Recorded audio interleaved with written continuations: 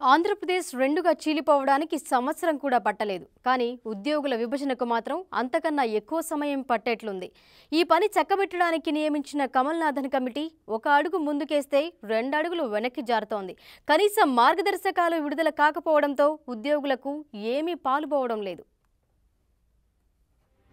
ఉద్యోగుల విభజన ఎంతవరకు వచ్చింది? ఎప్పట్లోగా ప్రక్రియ పూర్తవుతుంది? ఇలాంటి లెక్కలేనన్ని ప్రశ్నలు ఇప్పుడు ఉక్కిరి బిక్కిరి చేస్తున్నాయి. ఉద్యోగుల విభజన కోసం నియమించిన కమలనాథన్ కమిటీ ముసాయిదా మార్గదర్శకాలను ఇప్పటికే సిద్ధం చేసింది. వాటి రూపకల్పన కోసం గత నెల 30న కమిటీ చివరిసారిగా సమావేశమైంది.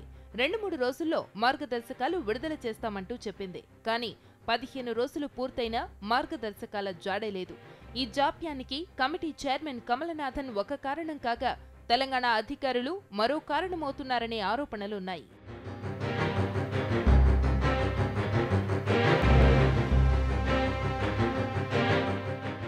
జూన్ 30న సమావేశమైన కమలనాథన్ కమిటీ ఆ రోజే మార్గదర్శకాలను విడుదల చేసి ఉంటే ఇంత ఆలస్యం జరుగుండేది కాదని అధికారులంటున్నారు. ఇక ఏపీ ప్రభుత్వ ఉద్యోగుల పదవీ విరమణ వయసు 60 సంవత్సరాలకు పొడిగించడం కమిటీకి ప్రధాన సమస్యగా మారింది. తెలంగాణలో ఉద్యోగుల పదవీ విరమణ వయసు 58 సంవత్సరాలకే ఉంది. ఇరు రాష్ట్రాల్లోనూ రిటైర్మెంట్కు దగ్గరలో ఉన్న వారికి ఆప్షన్ ఇవ్వాలా వద్దా అనే అంశంపై ఇప్పటికీ ఇరు రాష్ట్రాల అధికారులు కమిటీ మధ్య చర్చలు నడుస్తున్నాయి. దీంతో మార్గదర్శకాల విడుదలకు సంబంధించి సంతకాల ప్రక్రియ ముందుకు సాగటం లేదు.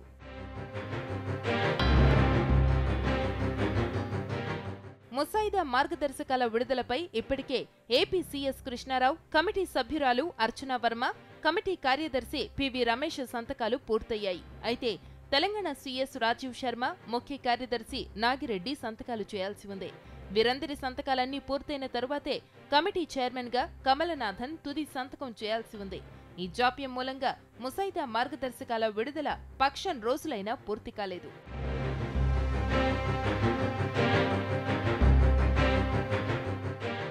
ఈ ఆలస్యం కారణంగా ఉద్యోగుల్లో, ముఖ్యంగా రిటైర్మెంట్కు దగ్గరలో ఉన్న వారిలో ఆందోళన మొదలైంది.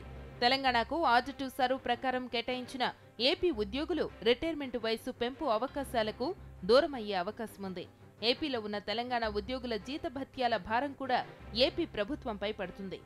గైడ్ లైన్స్ పెట్టడానికి ఇంతంత 10 రోజులు 15 రోజులు టైం తీసుకుంటే రేపు అబ్జెక్షన్స్ ఎగ్జామిన్ చేయడానికి మళ్ళీ అవన్నీ ఓవర్ రూల్ చేసి పైకి వెళ్ళడానికి చాలా టైం పట్టేది. అందుకని ఇప్పుడు పరిస్థితి చూస్తే అసలు వాళ్ళ ఎంప్లాయీస్కి కూడా డౌట్ వస్తుంది, అసలు మనం అక్కడ ఉంటామా? కొంతమంది రిటైర్ ఉన్నారు, అటు సైడ్ వెళ్ళిన సీమాంధ్ర ప్రాంతానికి సంబంధించిన ఎంప్లాయీస్ రిటైర్డ్ అయ్యారు. అసలు మేము 2 సంవత్సరాల్లో మళ్ళీ మాకు ఇటు వస్తే ఫైనలిస్ట్ కాగానే రిటైర్మెంట్ మళ్ళీ కొనసాగిస్తూ ఉంటున్నారు మా సర్వీసుల్ని.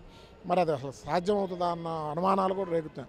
ముసాయిదా మార్గదర్శకాలను విడుదల చేసేందుకే ఇంత సమయం తీసుకున్న కమిటీ ఉద్యోగుల తుది విభజన ప్రక్రియను సుదీర్ఘకాలం పొడిగించేలా ఉంది.